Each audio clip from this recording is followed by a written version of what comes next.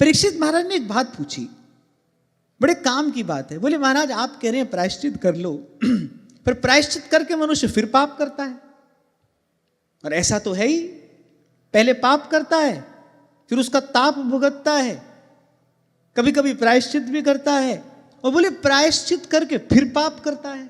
ये तो बिल्कुल ऐसा ही हुआ जो कूचर स्नान, महाराज वाणी में कहते हैं ना। बोले ये सब कैसा है? बोले तीर्थों पे जाता है और बड़ा बड़ा तप दान आदि करता है, और फिर आकर क्या करता है, फिर उसी पाप कर्म में प्रवृत्त हो जाता है। यही बात तो श्री डोंगरे जी महाराज कहा करते थे। बोले भाई पुण्य कमाना तो बहुत आसान काम है, उसमें कोई कठिनाई नहीं है। लो करा दो भूखे को भोजन, हो गया पुण्य। आपने किसी की सहायता कर दी, लो हो गया पुण्य। तो पुण्य कमाना कठिन काम नहीं है। ये मन पाप में प्रवृत्त ना हो, ये उपलब्धि है, ये बड़ी बात है। मन पाप करना छोड़े।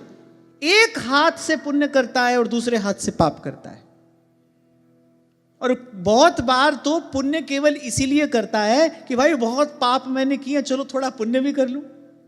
बहुत लोगों के मुख से मैंने सुना, हाँ बोले हम तो साल भर ऐसा भी करते हैं, साल भर वैसा भी करते हैं, हम तो सब कुछ करते हैं, फिर एक बार कहीं तीर्थ में चले जाते हैं, वहां पर जाकर कुछ भूखे लोगों को भोजन करा देते हैं, कुछ कन्याओं का हम विवाह करा देते हैं। ऐसे हम अपने जीवन में बैलेंस बनाकर चलते हैं।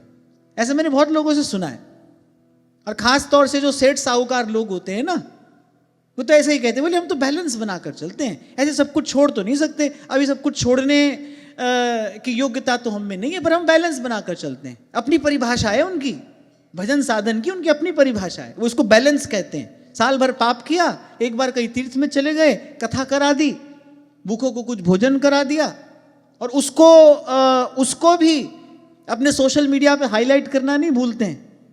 4 बच्चों को टॉफी भी खिलाएंगे ना तो फोटो खींचकर डालेंगे इंस्टाग्राम पर, सारी दुनिया देखे, we are so kind hearted. और उनको लगता है कैसे बैलेंस हो जाता है। ना भाई, जो पुण्य कर्म किया है समय पर उसका फल भी आएगा, और जो पाप कर्म किया है समय पर उसका फल भी आएगा। पुण्य से पाप के फल को नष्ट नहीं किया जा सकता, ये याद रखना। पुण्य करके पाप के फल को नष्ट नहीं किया जा सकता, समय पर दोनों का फल मिलेगा।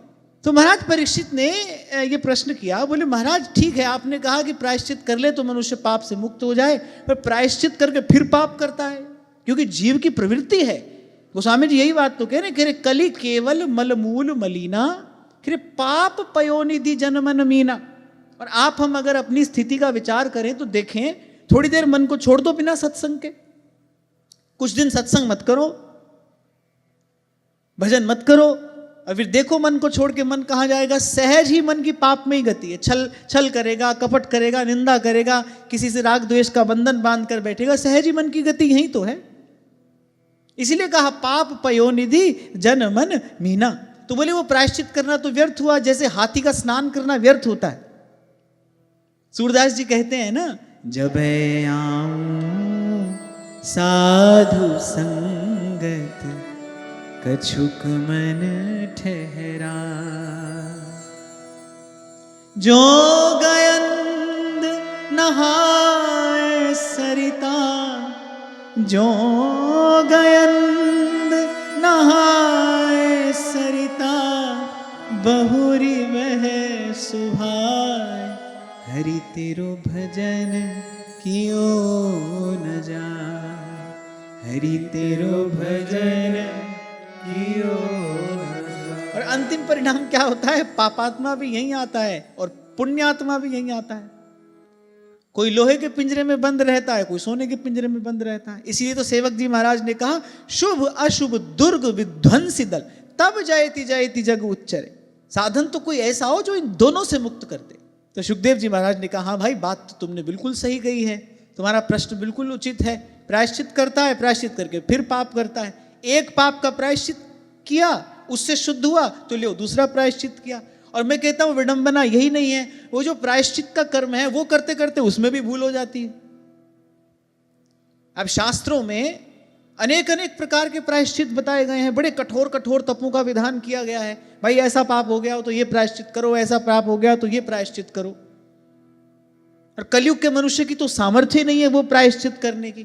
पाप में तो उसकी सहज गति है, लेकिन जो शास्त्र प्रायश्चित बताता है वो करने की उसकी सामर्थ्य नहीं है, सामर्थ्य भी नहीं है, और वो करने से पाप की प्रवृत्ति से मुक्ति होती भी नहीं।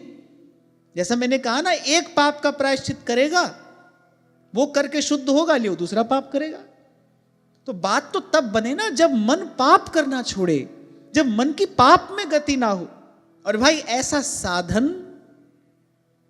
तो केवल सत्संग है। इसीलिए बार बार आपसे कहता हूं भाई, किसी भी तीर्थ में जाकर स्नान कर लो, दान कर लो, ध्यान कर लो, पर जब तक जीव गुरु की ज्ञान गंगा में गोता नहीं लगाता, तब तक शुद्ध नहीं होता, तब तक निर्मल नहीं होता, तब तक बुद्ध नहीं होता।